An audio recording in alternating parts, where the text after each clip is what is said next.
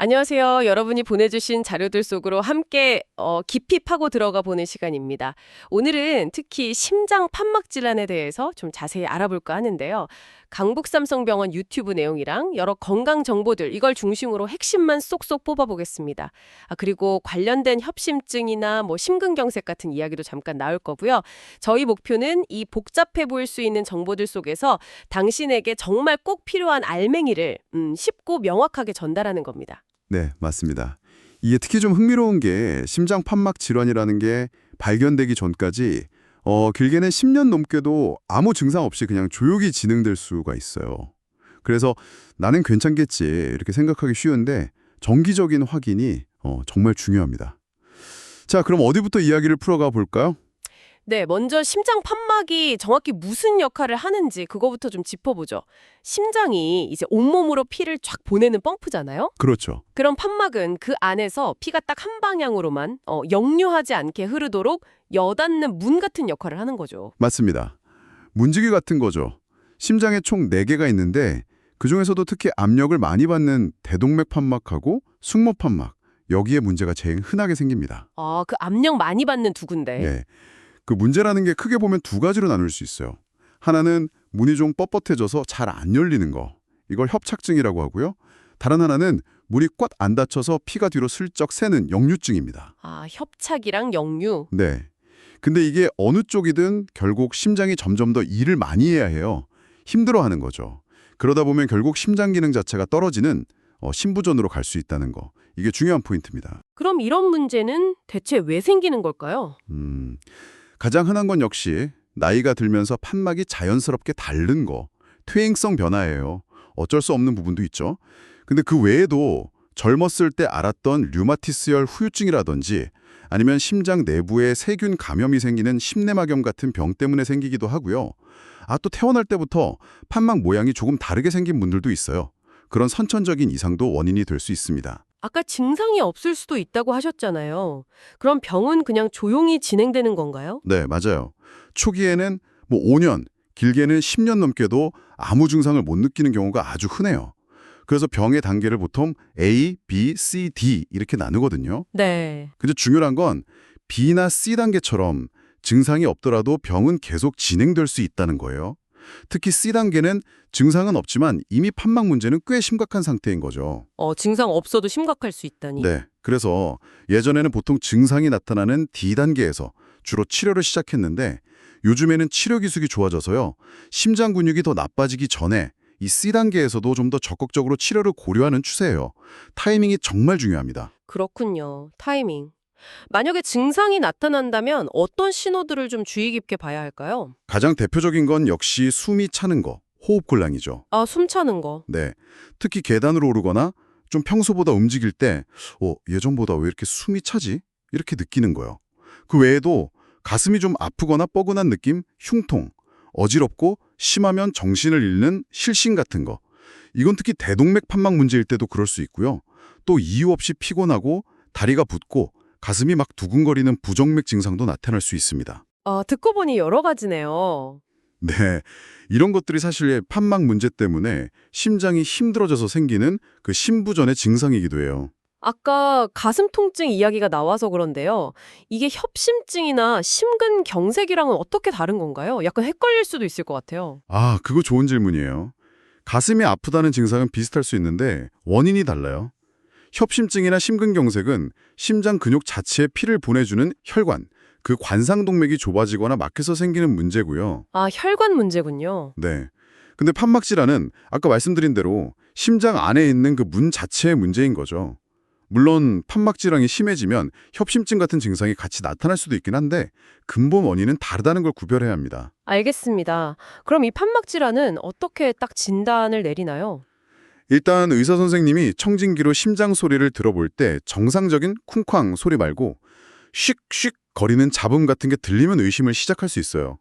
청진기로 먼저. 네, 그게 첫 시노리스였죠. 하지만 가장 확실하고 중요한 검사는 역시 심장 초음파입니다. 초음파로 보면 판막이 어떻게 움직이는지, 얼마나 망가졌는지, 심장 크기나 기능은 괜찮은지 이런 걸 직접 눈으로 확인할 수 있거든요. 그렇군요. 초음파가 핵심이네요. 네, 보통 특별히 금식 같은 준비 없이 받을 수 있어서 비교적 간편하고요. 물론 이제 필요하면 심전도나 가슴 엑스레이는 기본으로 하고 더 정밀하게 봐야 하면 식도 쪽으로 넣는 초음파나 CT, MRI 같은 걸 추가로 하기도 합니다. 진단이 딱 내려지면 치료는 어떻게 들어가나요? 약으로도 좀 괜찮아질 수 있나요? 약물 치료는요. 혈압을 조절하거나 이뇨제로 부종을 줄여주는 것처럼 증상을 좀 편하게 관리하는 데는 도움이 돼요. 근데 그 망가진 판막 자체를 고쳐주는 건 아니에요. 근본적인 해결은 아니라는 거죠. 아, 증상 완화 정도군요. 네. 그래서 상태에 따라서는 결국 시술이나 수술이 필요한 경우가 많습니다. 시술이나 수술이라면 구체적으로 어떤 방법들이 있는 건가요? 일단 가장 좋은 건 가능하다면 자기 판막을 최대한 살려서 고쳐 쓰는 거예요. 판막 성형술이라고 하죠. 아, 자기 걸 고치는 게 제일 좋군요. 그렇죠. 아무래도 자기 거니까요. 근데 그게 좀 어렵다 싶으면 손상된 판막을 아예 인공 판막으로 교체하는 판막 치환술을 합니다. 이때 쓰는 인공 판막이 크게 두 종류인데요. 하나는 기계 판막. 이건 뭐 반영구적으로 쓸 수 있을 만큼 내구성이 좋은 대신에 평생 항온고절하는 피 묽게 하는 약을 꼭 먹어야 해요. 약을 평생. 네. 다른 하나는 조직 판막인데 돼지 판막이나 소 심낭 같은 걸로 만든 거예요. 이건 약 먹는 부담은 훨씬 적거나 거의 없는데 대신 수명이 한 10년에서 15년 정도. 그래서 나중에 재수술 가능성을 좀 염두에 둬야 하죠. 환자 나이나 활동량, 다른 건강 상태 같은 걸 다 고려해서 신중하게 선택합니다. 복잡하네요, 선택지가. 네. 그리고 최근에는 TAVI, TAVI라고 들어보셨을 수도 있는데 가슴을 크게 열지 않고 허벅지 혈관 같은 데로 카테터를 넣어서 인공판막을 삽입하는 시술도 있어요. 아, 네네. 그 시술. 네. 이게 특히 연세가 아주 많으시거나 다른 병 때문에 큰 수술이 좀 부담스러운 고위험 환자분들한테는 정말 큰 희망이 되고 있고요. 요즘은 점점 더 대상이 확대되는 추세입니다. 기술이 정말 발전했네요.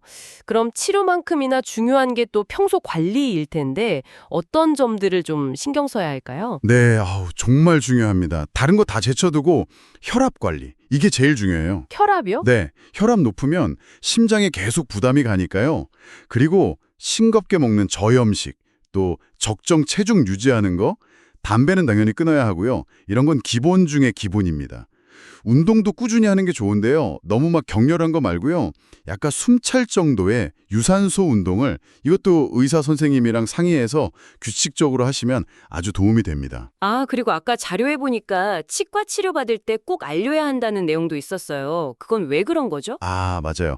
그거 정말 중요해요. 깜빡하기 쉬운데 치과 치료나 다른 간단한 시술 같은 거 받을 때도 제가 심장 판막 질환이 있습니다. 라고 반드시 의료진에게 미리 알려야 합니다. 왜죠? 입안에 있는 세균 같은 게 혈류를 타고 들어가서 심장 판막에 달라붙으면 감염을 일으킬 수 있거든요. 이게 감염성 심내막염인데 굉장히 위험할 수 있어요. 그래서 시술 종류에 따라서는 예방적으로 항생제를 미리 먹어야 할 수도 있습니다. 꼭 상의하셔야 해요. 아, 그렇군요. 예방 차원에서. 네. 그리고 마지막으로 강조하고 싶은 건 증상이 없다고 안심하시면 안 된다는 거예요. 의사가 언제 다시 오세요 하면 꼭 그 시기에 맞춰서 정기적인 검진, 특히 심장 초음파 검사를 통해서 판막 상태랑 심장 기능을 계속 체크하는 게 필수입니다. 네, 알겠습니다. 자, 오늘 여러분이 보내주신 이 자료들을 통해서 심장 판막 질환의 핵심들을 쭉 한번 훑어봤습니다. 이게 어떤 병인지, 왜 생기고 어떤 신호가 있는지, 그리고 어떻게 관리해야 하는지까지요. 이게 참 조용히 진행되는 경우가 많다고 하니까 꾸준한 관심과 관리가 정말 중요하다는 점 꼭 기억해 주시면 좋겠습니다. 네. 마지막으로 딱 한 가지만 더 생각해 볼 점을 던져드리고 싶어요.